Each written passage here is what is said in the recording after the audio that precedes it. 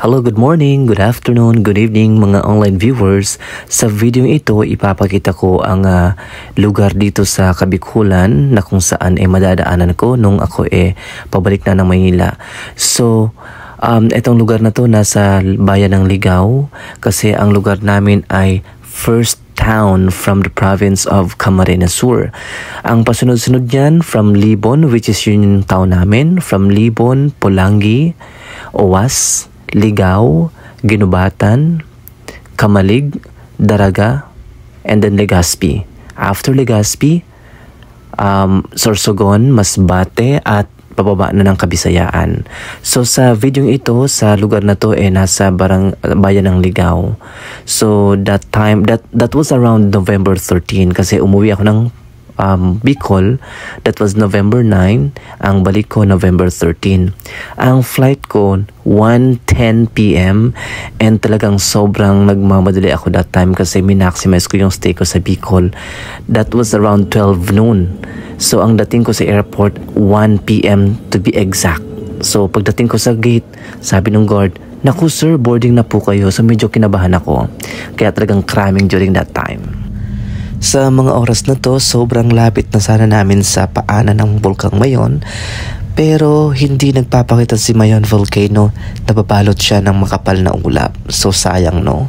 So ayan, malapit na kami, nasa Daraga Albay na kami at yan po ay papasok na po ng Bicol International Airport. So malapit na po yan. So kung mapapansin niyo no, sobrang payapa, sobrang presko ng lugar. Kaya naman, talaga namang my heart and soul belongs to Bicol region at hindi yan mapapalitan. So now we're heading to Bicol International Airport. At konti na lang tayo ay bababa na. Yan, so nasa front na kami ng airport. So there you go. Ayan, so that's Bicol, Dagos po. Okay. Sa salitang Bicol, Dagos po. Sa Tagalog, tuloy po. No? So that's Bicol International Airport. Oh, yan. Yan po ang Bicol International Airport.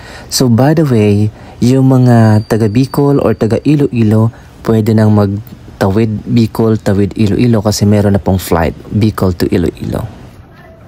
So ayan, nasa airport na ako, talaga namang haggard, kakamadali. So ganun talaga, so lesson learned, dapat mag-check ng oras. Madali na ako kasi dapat nasa boarding gate na ng 1:10, 1:25 na. So buti nakabutan ko, nakastart lang na. Ayun, nakastart lang. Pagkat. So ayan, kalma-kalma na kasi nasa boarding gate na, papasok na ng aeroplano. At habang nakapila pa selfie just to capture memories. Diyan po yan sa Bicol International Airport.